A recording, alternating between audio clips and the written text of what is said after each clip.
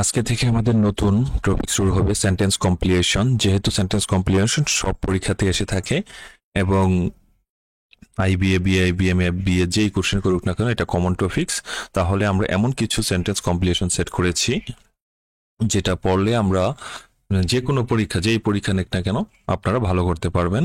এছাড়াও এছাড়াও এখানে যে ওয়ার্ডগুলো ইউজ করা হয়েছে ওয়ার্ডগুলো খুবই ইম্পর্টেন্ট ফর দ্য সিনোনিয়াম আছে, অ্যান্টোনিয়াম আছে এবং স্পেলিং এর জন্য। হ্যাঁ, তাই আমরা এবং যদি আপনারা নিয়মিত আমার সাথে এটা ফলো করে আপনাদের দেখবেন অনুবাদ ক্ষমতাটাও বেড়ে যাবে, কারণ আমি এখানে ভেঙে ভেঙে অনুবাদ করে দেবো আপনাদেরকে। তাহলে আমরা দেখি 1 নম্বর প্রশ্ন আছে।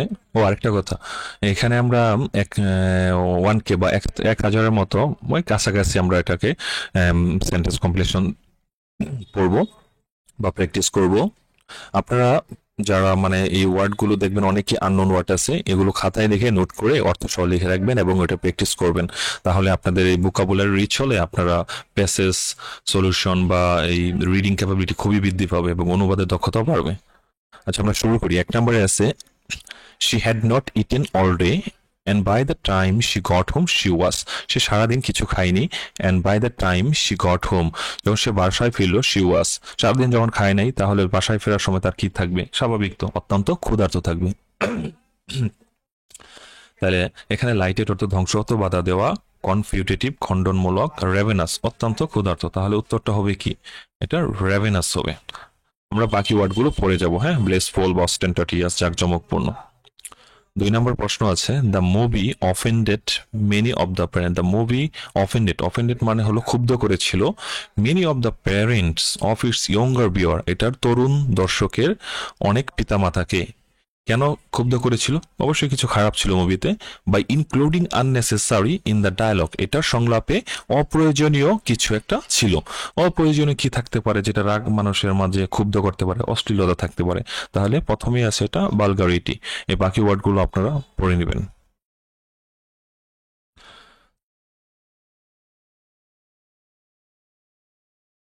তিন নম্বর আছে, his neighbour found his manner বসি অ্যান্ড ইরিটেটিং। তার এই যে মানে কি আছে এটা, তার নেইবাররা ফাউন্ড হিজ জেনে জানতো হিজ ম্যানার বসি অ্যান্ড ইরিটেটিং, তার ড্যাশ ম্যানার, তার এমন একটা ম্যানার, ড্যাশ ম্যানার ছিল বসি এবং ইরিটেটিং, লোভনীয় এবং বিরক্তিকর। মানে কেমন ম্যানারটা ছিল বসি আর ইরিটেটিং সেটা আমরা জানি না। তারপরে সেন্টেন্সটা পড়ি, and they stop inviting him backward barbecues, এবং তারা স্টপ করে দিয়েছিল তাকে ইনভাইট করা, বারবিকিউ পার্টিতে ইনভাইট করা তাকে স্টপ করে দিয়েছিল। এর মানে সে তার নেচারটা ছিল, এমন একটা নেচার ছিল যা ছিল খুবই খারাপ। তাহলে আমরা দেখি, এখানে দেখে ইনসেন্টিয়ান অনুভূতিহীন ম্যানার হতে পারে না। মেজিস্টেরিয়াল মানে কর্তৃত্বপূর্ণ এটা হতে পারে। আমরা যদি মেজিস্টেরিয়াল এখানে দিই তাহলে his neighbour found his magisterial manner, তার প্রতিবেশীরা জেনেছিল তার এই কর্তৃত্বপরায়ণ ম্যানার, যা বসি এবং ইরিটেটিং, যা ছিল মানে হলো কত বসি মানে লোভনীয় এবং বিরক্তিকর, তাই তারা তাকে বারবিকিউ পার্টিতে ইনভাইট করে। হ্যাঁ, আমরা কিন্তু এই পরের ওয়ার্ডগুলো দেখে দেবো, খুবই ইম্পর্টেন্ট। কিন্তু এই যেমন আছে যে রিপারেটরি পুনরুদ্ধারমূলক, পরে হলো রেস্টোরেটিভ পুনরুজ্জীবনমূলক, এগুলো খুবই ইম্পর্টেন্ট ওয়ার্ড। হ্যাঁ, এই যে রেস্টোরেটিভ হলো পুনরুজ্জীবনমূলক বা ক্ষতিপূরণমূলক, এগুলো আমরা পড়ে মরেস্ট, বিনয়ী। 4 নম্বর আছে, স্টিভেন সবসময় অ্যাবাউট শোয়িং আপ দেখাতো ফর ওয়ার্ক, তার কাজের প্রতি স্টিভেন সবসময় কিছু একটা দেখাতো, মানে ড্যাশ দেখাতো। বিকজ কারণ, হি ফেল্ট সে মনে করতো দ্যাট টার্ডিনেস মানে হলো অলসতা বা বিলম্ব করা, ইজ এ সাইন অফ ইররেসপন্সিবিলিটি, মানে দায়িত্ব জ্ঞানহীনতার একটা লক্ষণ হলো এই যে টার্ডিনেস, বিলম্ব করা। তাহলে সে যেহেতু টার্ডিনেসকে মানে ইররেসপন্সিবিলিটি মনে করতো, বিলম্ব হওয়াকে কোনো কাজে, তাহলে সে কাজে কি ছিল? কাজে খুবই সময়নিষ্ঠা ছিল, মানে কাজটা নিয়মিত বা সময়ের কাজ সময় করতো। এখন দেখি এখানে এইরকম পজিটিভ ওয়ার্ড কি আছে। লেজিবল হলো পাঠযোগ্য, এটা হবে না। পরে হলো টলারেবল, সহনীয় হবে না। পাঞ্চুয়াল, হ্যাঁ, সময়ানুবর্তী বা সময়নিষ্ঠা ছিল। তাহলে স্টিভেন সবসময় তার কাজকে খুবই সময়নিষ্ঠা সহকারে দেখতো, কারণ সে এই অলসতাকে ইররেসপন্সিবিলিটি মনে করত। 5 নম্বরে আছে, দেখিয়ে আমরা, Candace put her little sister into an argument. Candace তার লিটল সিস্টারকে ভিতর ঝগড়ার মাঝে ড্যাশ করেছিল by teasing her and calling her names, তাকে উত্ত্যক্ত করে এবং তার ভিন্ন ভিন্ন নাম ডেকে। তাহলে ক্যান্ডেস তাহলে তার লিটল সিস্টারটাকে কি করেছিল, ঝগড়ার মাঝে মানে উস্কে দিয়ে, তার ঝগড়াটা উস্কে দিয়েছিল। এখানে উস্কানি অর্থ হলো প্রভোগ আছে। তাহলে আমরা দেখি প্রভোগ যদি দিই তাহলে ওয়ার্ডটার মিনিংটা কি হবে। ওয়ার্ডটার মিনিং হবে ক্যান্ডেস তার ছোট বোনকে কি উত্ত্যক্ত করে মানে টিজিং করে এবং বিভিন্ন নামে ডেকে ঝগড়াতে উস্কে দিয়েছিল। বাকি ওয়ার্ডগুলো আপনারা পড়ে নেবেন। 6 নম্বরের প্রশ্ন বলছে দ্য ড্রেস এরিয়াল যে ড্রেসটি পরেছিল with small glassy beads creating a shimmering effect. Ariel যে ড্রেসটি পরেছিল স্মল গ্লাসি বেড, ছোট ছোট পুঁতি ক্রিটিং করেছিল একটা শিমারিং ইফেক্ট। মানে এরিয়াল যে পোশাকটি পরেছিল তা কিসের মাধ্যমে এই শিমারিং ইফেক্টটা তৈরি করেছিল। শিমারিং হলো আলোক উজ্জ্বল ইফেক্ট, মানে আলোকিত করেছিল। হ্যাঁ, তাহলে অবশ্যই কিছু একটা পড়েছিল যেটা থেকে আলোটা রিফ্র্যাক্ট হচ্ছিল বা আলোটা প্রতিফলিত হচ্ছিল। তাহলে আলোটা প্রতিফলিত হচ্ছে বা জিকমিক করছে, এরকম ইংলিশটা আমাদের এখানে আছে স্কিনটিলেটেড হলো জিকমিক করা বা ঝকঝকে করা বা জিকমিকি করা। তাহলে এরিয়াল জিকমিকে ড্রেস পরেছিল উইথ স্মল গ্লাসি বেড, যেখানে ছিল এই যে ছোট কাচের পুঁতিগুলো যা এই আলোক উজ্জ্বল ইফেক্ট তৈরি করেছিল। তাহলে উত্তরটা হবে এখানে এই সি নাম্বারটা। হ্যাঁ, স্কিনটিলেটেড। 7 নাম্বারটা আছে being able to afford this luxury car, এই বিলাসবহুল গাড়ির সামর্থ্য রাখার জন্য getting a better paying job, বেশি বেতনে চাকরি পেতে হবে। তাহলে এই যে মানে বিলাসবহুল গাড়ি কেনার সামর্থ্য রাখার জন্য কি প্রয়োজন, এখানে একটা প্রয়োজন তো থাকবে, প্রয়োজন হলো বেশি বেতনের চাকরি। তাহলে এই প্রয়োজন ইংলিশটা আমাদের এখানে দিতে হবে। তাহলে প্রয়োজন হলো এখানে কি হবে, এই যে নেসেসিটেড আছে। তাহলে বিলাসবহুল একটি গাড়ি কেনার সামর্থ্যর জন্য তার প্রয়োজন হবে একটা ভালো বেতনের চাকরি। তাহলে এখানে হবে নেসেসিটেড মানে প্রয়োজনীয় করা। বাকি অর্থগুলো আবারও বলতেছি, আপনি বাকি অপশনগুলো কিন্তু অবশ্যই পড়ে নেবেন, খুবই ইম্পর্টেন্ট। আমি সময় বাঁচানোর জন্য জাস্ট যেটা উত্তরটা সেটাই আমি মিল করে পড়ে দিচ্ছি। এটা কি লেবিনা আননোয়িংলি, মানে লেবিনা হলো কত অজান্তেই, দ্য থিপ চুরকে by holding open the elevator doors, by holding open the elevator ডোরটা খুলে দিয়ে অ্যান্ড এনশিওরিং হিজ এসকেপ, এবং তার এই পালানোটা নিশ্চিত করেছিল। তাহলে লেবিনা অজান্তেই চোরটাকে এই এলিভেটর দরজা খুলে দিয়ে পালানোটা নিশ্চিত করেছিল। তাহলে এই যে লেবিনা কি করলো, লেবিনা অজান্তেই চোরটাকে সাহায্য করে ফেলছে। কিভাবে সাহায্য করলো, এই এলিভেটর ডোরটা খুলে দিয়ে তাকে পালানোতে সাহায্য করেছিল।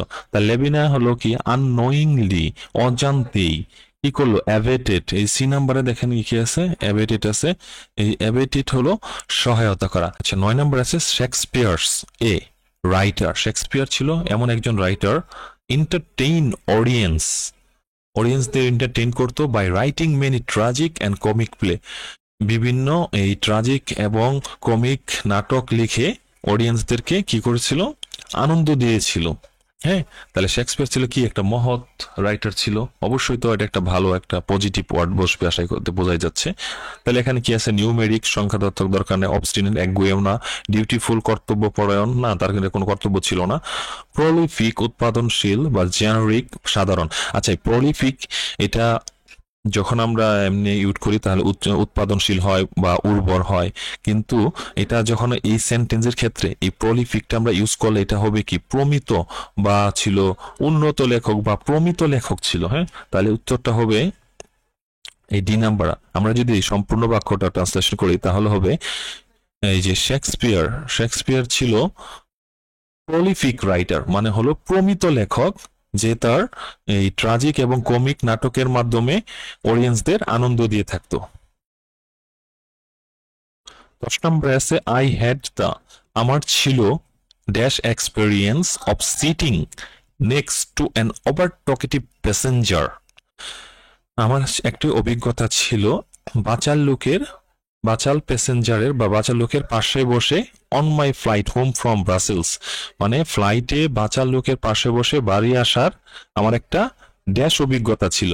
বাঁচার লোকের পাশে বসলে সারাদিন বক বক করবে, আর সেটা কি ভালো অভিজ্ঞতা হতে পারে? না, অবশ্যই একটা বাজে অভিজ্ঞতা হতে পারে। তাহলে বাজে কি আছে এখানে? সি নাম্বারে গ্যালিং ইফেক্ট আছে। গ্যালিং ইফেক্ট হলো বাজে, তাহলে বিরক্তিকর মানে অভিজ্ঞতা ছিল।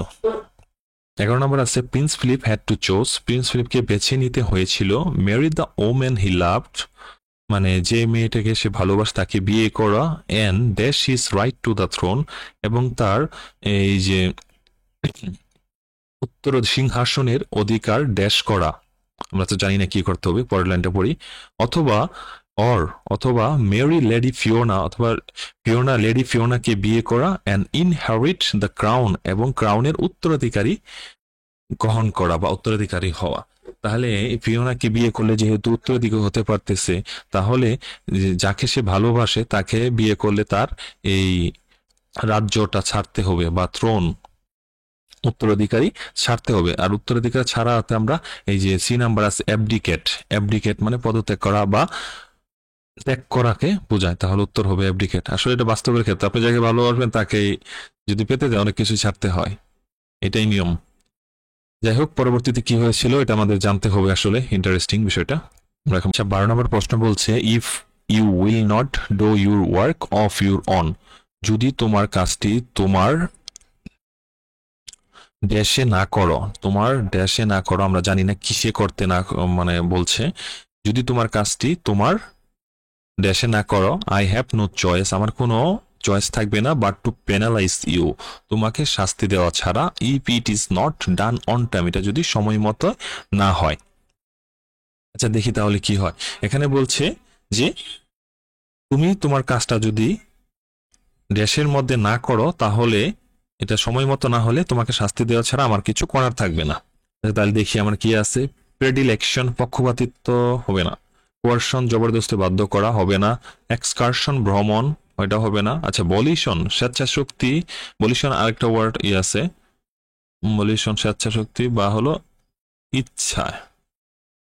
তাহলে এটা আমরা দেখি, এই বলিশনটা দিয়ে দেখি। If you will not do your work of your own volition, যদি তুমি তোমার কাজটি তোমার ইচ্ছায় না করো বা স্বেচ্ছায় না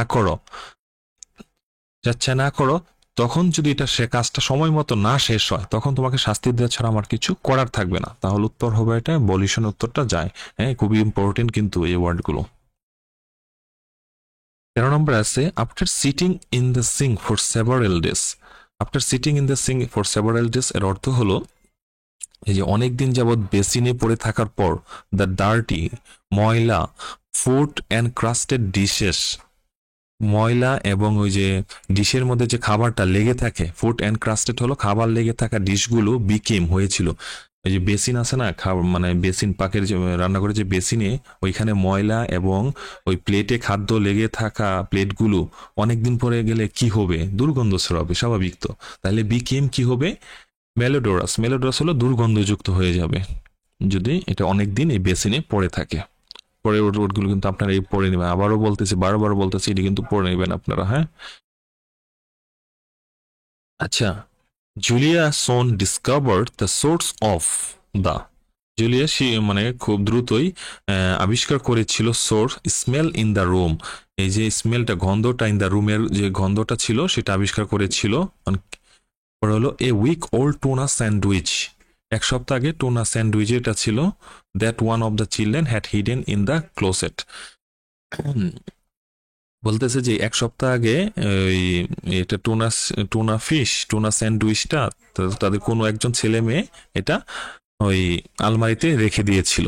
এর ফলে আচ্ছা, একটা স্যান্ডউইচ, টুনা ফিশের, মাছের একটা স্যান্ডউইচ অনেকদিন যে থাকে তাটা নষ্ট হয়ে যাবে, নষ্ট হলে কি হবে? দুর্গন্ধ ছড়াবে। তাহলে এখানে কি হয়েছিল? প্রথমে জুলিয়া সোন ডিসকভার, জুনিয়া কি করছিল? আবিষ্কার করেছিল the source of the smell. তাহলে স্মেলটা কি হবে? এটা কি সুগন্ধ হবে না দুর্গন্ধ হবে? অনেকদিন ধরে হয়ে গেছে, তাহলে দুর্গন্ধ হবে। আর দুর্গন্ধ ইংরেজি আমাদের এখান দিয়ে আছে ফ্যাটিট।